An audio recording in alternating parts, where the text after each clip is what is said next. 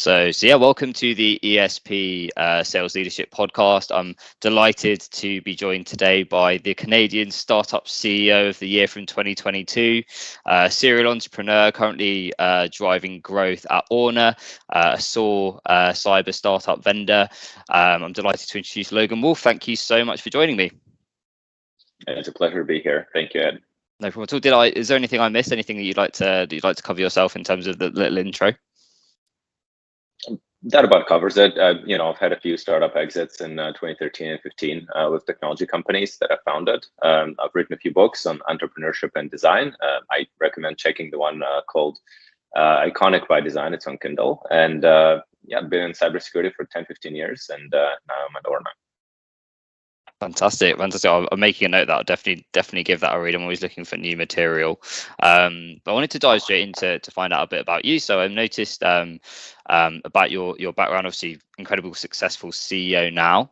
Started as a software developer. It's probably not a well-trodden path from coding into leadership. How did that come about? How did that transpire? Well, it's more common than you think. The successful transitions are not necessarily common, right? Because it's a bit of a paradigm shift because you sort of, I see a lot of software engineers transitioning into like CTO roles, for example, at a startup. CEO is kind of less likely. You need to have a whole different skill set. For me, it was primarily that I've worked as a software engineer on quite a few projects. And none of them, frankly, and no offense to my past employers, but none of them excited me in particular, right? And it's pretty straightforward. I was pretty much unable to find a position, let's say, at a company that would get me excited. And frankly, I couldn't even find a company that would do that. So I decided to start one on my own. This is actually a pathway of a lot of much more successful entrepreneurs than I am, notably Ferdinand Porsche, said that I looked for a sports car that of my dreams and I couldn't find one, so I built it. So along the same lines here. Awesome. That gives a really good insight, I suppose, in terms of what ORNA are trying to achieve as well. That's really, really, really insightful, actually. You touched on being on security for a long time. What attracted you initially, and what's kept you in the sector? What is it about security for you? Yeah, good question. So I was a software consultant for a while. So I worked with companies like IBI Group, for example, kind of refurbishing infrastructure and software components in organizations like San Francisco International Airport or like Pan Am Games, for instance. So kind of prominently involved in that. But the further I went down that path, the more I've noticed that there's a common denominator among all of these projects, and that's security of information, right? That's a factor anywhere. Businesses that haven't digitized or transitioned to the cloud already are rapidly doing so, or in some cases they've been rolled up in larger entities or sometimes SPACs and what have you, and are kind of like forcefully digitized and whatnot. So this field is not going anywhere. And with the complexity of cyber attacks, with the breaches we see on a daily basis, with the privacy violations we see on a daily basis, that is going to become a more and more acute pain, right? So I frankly think it's one of the few industries that have huge growth potential. The market backs this up. The global cybersecurity spending is growing at, I think, close to 24% CAGR, or compound annual growth rate, which is very fast. Not even clean tech is growing that fast. Wow. For reference. So alongside artificial intelligence, clean tech, cybersecurity is absolutely, let's say, one of the top three fields that I'm excited about, I think. Awesome. Really, really insightful there. I think I always used to, when I first started in recruitment, used to partner with a cybersecurity company that's very well known in the UK and now internationally. And something we always got told was kind of how revolutionary hackers are, probably even more move quicker than the new technology coming out. Is that still the case? Something that we're still seeing today? How kind of dynamic does security have to be? In a word, very. We have attacks these days. So AI, for example, right? Like artificial intelligence. People speak, about ChatGPT and generative AI, which we do use a lot in ORNA, both of generative variety and otherwise, in terms of, let's say, attack detection and accuracy of such. But there are malicious applications of artificial intelligence as well. right? Like you can, for example, use it to implement what's called a polymorphic attack that constantly changes its signature, and it becomes kind of difficult to detect if you're comparing it to sort of pre-existing attack patterns. And we're talking like changing multiple times per second sometimes, right? So no human can follow that, right? And that's why we see highly complex, advanced automated tools. Orna is also an advanced automated tool in that sense, but it's machine versus machine, right? There's always going to be, I think, a human component to some extent, right? As an overarching type of, I mean, there's regulatory compliance, there's executive risk management. You got to make some judgment calls, but yeah, it's becoming faster, more dynamic, and the attack vectors are getting more complex. You look in the 80s, like it was, hey, like maybe you get infected by malware, right? Now you have attacks carried by malicious or non-malicious insiders or a combination. You got like industrial control systems getting compromised, like this, or all of the above in the same attack, and it's getting pretty complex. But one thing I'm going to say though, as a caveat, so we like talking about cybersecurity, right? Like as a society, and that it's a pressing concern, it's a huge issue, and things like that. But when it comes to actually putting these controls together, companies are not always this proactive. Sad to report. It's sort of like it's like insurance, right? If there's a status quo change, like maybe the company has migrated to the cloud or they have acquired somebody, then there's an acute pain because they need to secure that ASAP, right? It's a big unknown element. But for a lot of businesses that haven't had that status quo effect, like they're just sort of sitting there and they're thinking, we should probably do something about that cybersecurity thing, right? But nothing has really changed in the past month. There's a bit of a catch-22 to that, because sometimes they're like, well, we haven't been attacked in the past year. And then I would ask them, well, do you have, like attack detection capabilities? And it would be like, well, not really. And I'm like, then how do you know that you haven't been attacked for the past 12 months? That's a scary thought. Yeah, but anyway, long story short, like a lot of them sort of like sit in that status quo until they get attacked, and then suddenly, like the adage is, the budget triples, quadruples, and what have you. But it's kind of too late at that point. The damage has been done. So I wish more companies were more proactive in that sense. Absolutely, that's really interesting. I hadn't really thought about it from that side. I suppose looking at it from the outside, you don't really think about the ins and outs of that element. One thing that did spring to mind whilst you were speaking is you were talking about kind of all the different types of attacks, and I suppose the technology behind it. There are so many vendors out there trying to do fairly similar things. How do you find kind of trying to stand out in a market where there must be vendors doing similar things? I'd love to know, first of all, how you guys stand out, and how easy is it to differentiate yourself from all the other vendors out there? It's not easy normally, and the market is very crowded, but it is crowded because there's a huge demand for it. There's a massive shortage of cybersecurity talent on the market. So, if you want to build an internal cybersecurity function, security operations center, all that stuff, it's going to cost you. I mean, massively, right? Like you got to hire these people, you got to equip them with tools, you need to retain them, and like, yeah, it's a whole thing. It's just difficult to build that because there simply aren't enough of us, I'm going to say.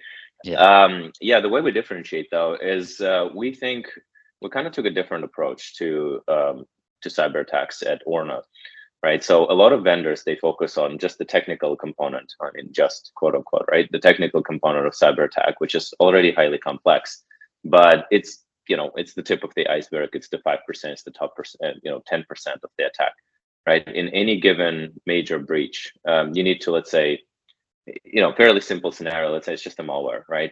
You can find it, you can isolate it, you can bring your assets back to operation, and what have you. But there's often a regulatory compliance component that could be unknown to the customer in question, right? To the company in question. There could be an executive risk management, internal, external communications component. What if it's an insider threat, or you even suspect that it's an insider threat? HR comes into play, maybe law enforcement even comes into play. We had these cases, right? There are so many aspects, essentially.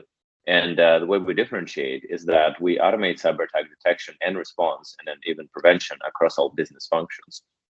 So that's fairly unique in the market. Normally, you would have some technical tools, and then you would either hire like an army of consultants, or you would have to build that internal function to cover these deficiencies. So for us, our solution does sort of all of the above. It's deployed within a single day, and that's why we've been as you've said, recognized as a startup of the year. We we launched last April, so this is our 13th month in business. We have 175 users in 11 countries. It's a pretty good growth.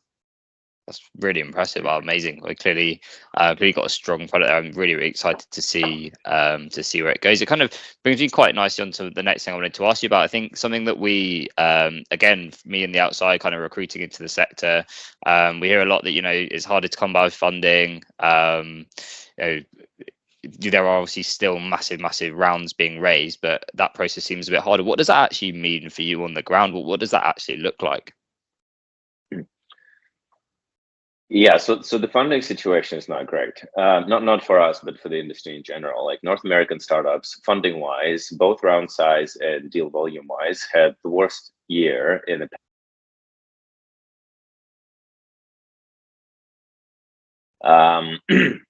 there are any number of facts. I mean, pick one, right? Like you got war in Ukraine, you got potential or actual recession happening. There are social political tensions.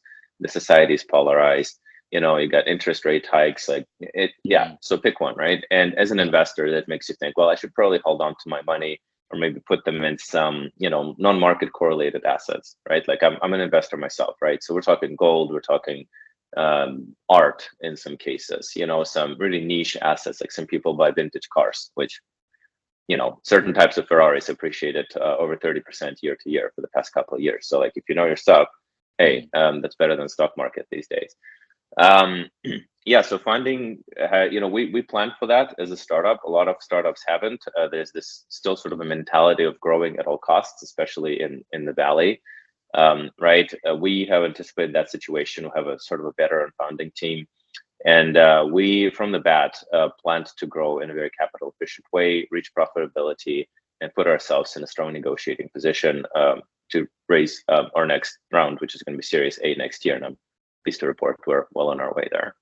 Fantastic. That's super exciting. Well, fingers crossed that I'm sure it'll go really well based on how well the product's already doing. Like I wanted to touch absolutely. I want to touch a little bit more on the another thing that we hear a lot is that 2023 is really different. So us being sales recruiters, we speak to companies all the time. You know, maybe a lot of their sales team is struggling, not hitting their numbers. What are the changes in the market? We hear a lot about longer deal size or longer kind of deal cycles. What's actually different out there for you from your side? Cybersecurity wise, so I'm going to say budgets, you know. So we're used to seeing people being, well, not like happy-go-lucky, but people spend, yeah, I'm going to use the term generously on the right solutions in the cybersecurity market. Usually that is. So this year it's pretty conservative. Again, like folks are holding on to their budgets, and you know they're at best not growing, at worst they're shrinking, right? Because it's pretty natural. Like if you look at any business, you know, we have again recession, interest rate hike. You know, the buying ability of the customer goes down across most segments. So as a business, you're thinking, well, you know, how can we essentially retain our profit margins? Or and some of them are hiking their prices massively, right? Look at the you know, look at cars. Okay, for instance, new and used cars that have become massively more expensive, right? And arguably they're soon going to be outside of reach of regular consumers. But this is true for any business. And so what do? Like you can cut your operating expenses, which includes budgets and whatnot, and you want to invest in programs that bring direct ROI. So for instance, then if you invest in marketing or sales or maybe product competitiveness, there's a direct ROI and it affects the bottom line. If you invest in cybersecurity, on the other hand, the best thing that could happen is that nothing's going to happen. That's the best case scenario. Like that's what you're paying for, right? And if your board, and I'm really tiptoeing around the issue, but if your board in the C-suite is particularly nearsighted, I'm going to say, then you're going to be like, oh yeah, like why do we keep investing in the cybersecurity thing? It doesn't really do anything. And then yeah, in some cases they cut budgets. They either lay off staff, which is a huge mistake in 2023, and then sometimes karma hits swiftly and they get compromised in 3 months, and it's a bit of a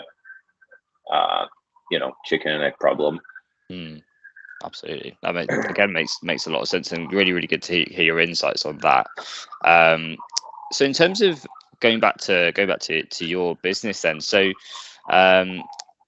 In terms of your growth, so you noticed that you're obviously a Canadian company. You noticed you had an office in Cheltenham as well, which I'll ask you about in a second. But in terms of the growth for you guys, how do you know when it's the right time to move into another market? I saw you do already have some people in the US, but is Canada enough of a market to kind of keep you there for a really long time, or how does that look? How do you strategize that? It's market signals, right? But global market signals. So what I mean by that is, for instance, some of that is regulation, some of that is legislation, right? So the U.S. Is a traditional market for our type of solutions and services. It's the largest one in the world. It's almost 37% of the global market size. But the U.S. has been sort of like steady in their cybersecurity spending, and it's kind of like there's no unpredictability. Like it just sort of it's growing. And then Biden Harris administration is putting together both bills and laws and executive orders that incentivize companies to tighten the bolts in their cybersecurity. Same for privacy frameworks. And when the U.S. sneezes, Canada catches cold, right? In that sense. So we look at the US and we're like, oh, I've done this last couple of years, so let's also do something similar. So it kind of trickles down. The problem with the Canadian market is that we're pretty cozy. We frankly, as a nation, don't get attacked all that much. Market size is much smaller, so we're feeling pretty comfortable and safe. But that situation is changing. I don't know, how much detail I want me to go into, but just one example. Border is shared with the US. However, the Canadian side has significantly lower defense capabilities.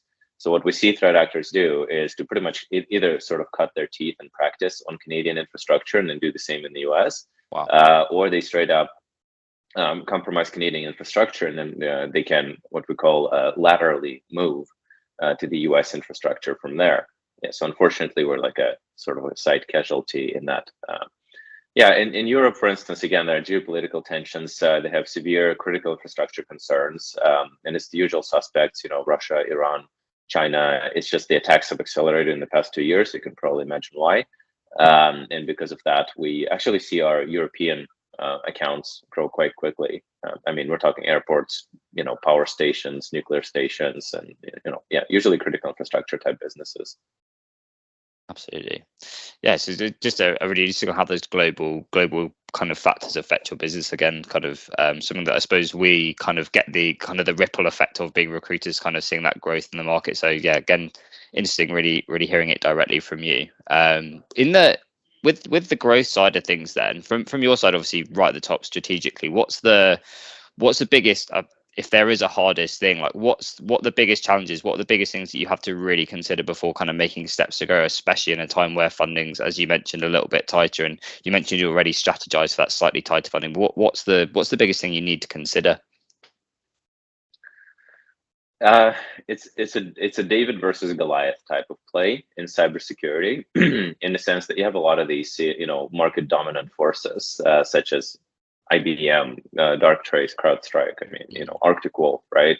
And they're all in slightly different segments, I'm going to say, but either way, they've been around for a while, and there's a component of trust, which is unique to, at least among the businesses that I've launched, it's unique to the cybersecurity field in that trust is a major, purchase influencing factor, right? Like I've launched, B2C tech companies. I've launched robot arms, like as in like prosthetic arms kind of thing, right? So that was never a challenge. People are willing to try. It solves the direct problem. They never ask like, oh, have you guys been in business for 10 years, for instance? It's like, why? In cybersecurity, it comes up all the time. So with enterprises, so large businesses, right? The challenge is they usually already have an incumbent of some kind, i.e. a competitor. And so first, you need to be better than the competitor at face value, which we often are. Sometimes we aren't. I'm not going to toot our horn where it's not warranted, but in a lot of cases, we are actually better among the very specific KPIs. And then nevertheless, in some cases, these companies are like, well, let's see where you guys are next year, like the year after that. And something, it's a valid concern, right? Like startups go out of business all the time. We're doing so good so far. But like I see where they're coming from. That actually is one of the reasons why we go primarily go to market. We go to mid market, right? So mid market companies, maybe like 500 employees to let's say like 3,000 employees, because these organizations are much more willing to actually, take a look at solutions at face value, and if it's a good solution, they go for it, and if it's not a good solution, they don't go for it. And that kind of fair game is the field I like to play in. That makes sense. So how much harder would it be to get into those enterprises until you've kind of built your background or your tenure? Is the plan then to stay in the mid market until you do have that kind of track record and that history behind you, and then go into the enterprise, or do you think you'll just find your niche there? Mid market is a beachhead for us, right? We're getting more and more competitive by the day. So we have started getting large enterprises this year, and again, that's airports, big energy companies, some public companies, and whatnot. But it's slow, so long deal cycle, very effort intensive, and yeah, it's just the name of the game, right? Same for like government RFPs. I mean, good luck with that, right? So our strategy to go into enterprises is channel partnerships. So we partner up with companies like, and we have many of those. I mean, that's Trend Micro, Deep Instinct, AWS, right? Like Ingram Micro and Deep Blue. Like we partner up with all of them. They already have access to all of these accounts. They have trust. The customer, the end customer trusts them, and the partner trusts us. In a lot of cases, they actually use Orna themselves, right? So they know firsthand how, let's say, good it is, how helpful it is. And yeah, that's our pathway into these large accounts. It's been quite successful so far. So that's a big part of our go-to-market strategy up market. Fantastic. Yeah, those partnerships sound really useful. Companies I've definitely heard of, and I suppose it just opens so many doors to you guys. I suppose just having almost additional salespeople without you needing to do it as well, which I'd imagine is a blessing in its own. In terms of the next thing I wanted to cover with you, I had a question in regards to leadership, actually, because we speak to a lot of kind of individual contributors or people who want to get into leadership, sometimes then get into leadership and realize that they're actually a better salesperson than they would be a leader. What advice would you give someone who maybe was either about to take that step or had taken that step? What do you think the key kind of guidance you would give to really hit the ground running and be successful as a leader? In a startup, because that's an important distinction. In a startup, or let's say in a just a corporate ladder type situation.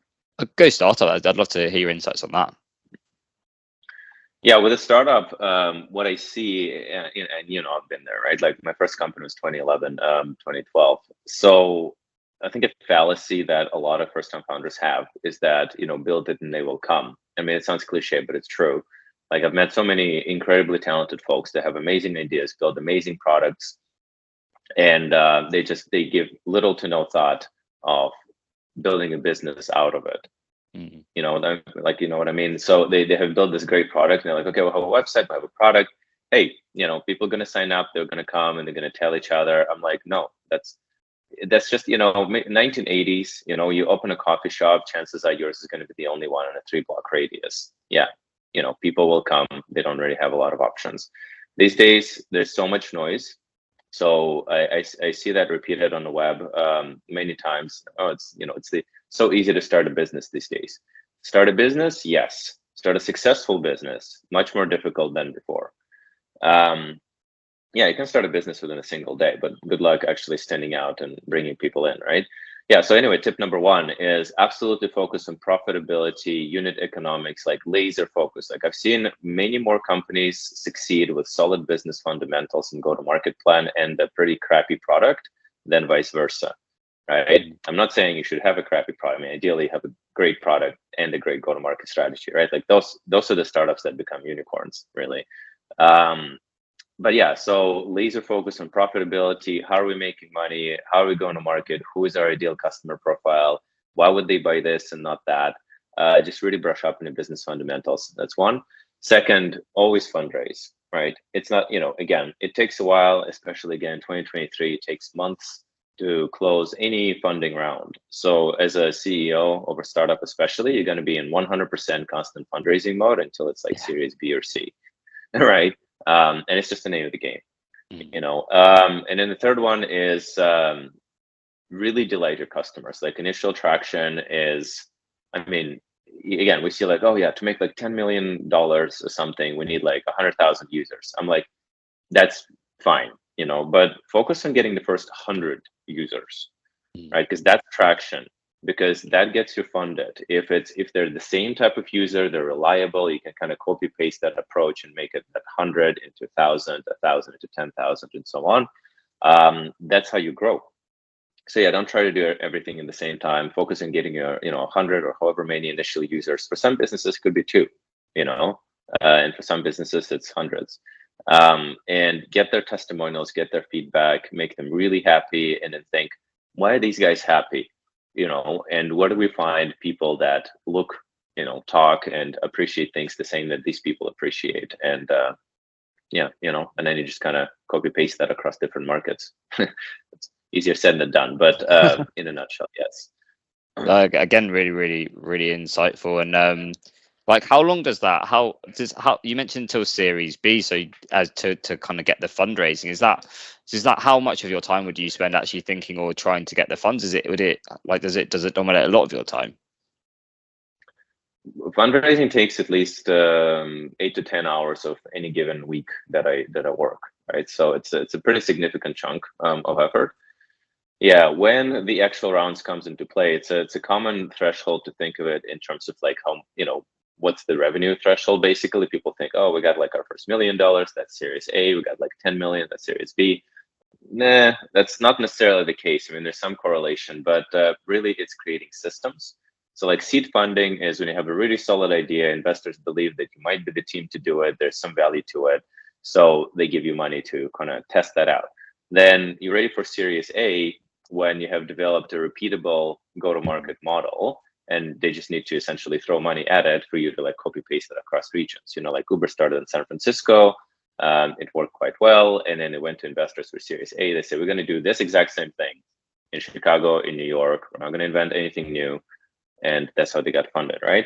Yeah, Series B, you're usually either introducing some new adjacent product line, if that's applicable, or you go into a new similar market, but basically you're expanding quite significantly and kind of horizontally from that. And yeah, that's sort of the trigger for it. But yeah, the time-wise, I mean, yeah, it's all over the place, but if Series A, like 2 years, let's say, Series A to Series B, like another 2-3 years usually, unless it's some highly atypical company, like they're growing ridiculously fast or something like that. Yeah. Again, thank you so much for that. Really, really good insights. One, I'm aware I've kept you for the half an hour now, so I do apologize for running slightly over. I had one final slightly selfish question in a way. So a lot of what we do is reaching out to companies on a daily basis. I'd imagine that you got your purple banner on LinkedIn, so imagine you get your fair amount of contacts from recruiters. From your side, what are the do's and the don'ts? What do you like? What do you dislike about kind of recruiting approaches, if you don't mind me asking? I'm pretty unique in the sense that I come from an Austrian heritage, right? I.e. German-ish. Germans, please don't murder me for saying that. But anyway, but it's I like directness, right? Like I'm a pretty direct person myself. That's sort of like my trademark. And yeah, so in a lot of cases, like you would see people messaging you on LinkedIn and they would like sort of try to become your friend. And hey, being professional, being nice, that's all very well appreciated. But don't pretend to care like about my dog or something, or start talking about like the car picture that I've posted. I know you don't care, right? Like not you, but like people who reach out to me on LinkedIn. Like I know you just want to make a sale, and if I was in your situation, I would also just be trying to make a sale, and I would be jumping through hoops, right? So if you're offering something, shoot me a message, ideally with a link so I can check it out. Be like, hey, we're an HR company that automates payroll across different regions and countries, and here's the link to read more. If you want, let's talk further. That's all I want to know. If you're looking for an HR solution, I'm going to go for it. If you're not looking for an HR solution, I will probably not respond, frankly, because I get like 30, 40 of these per day.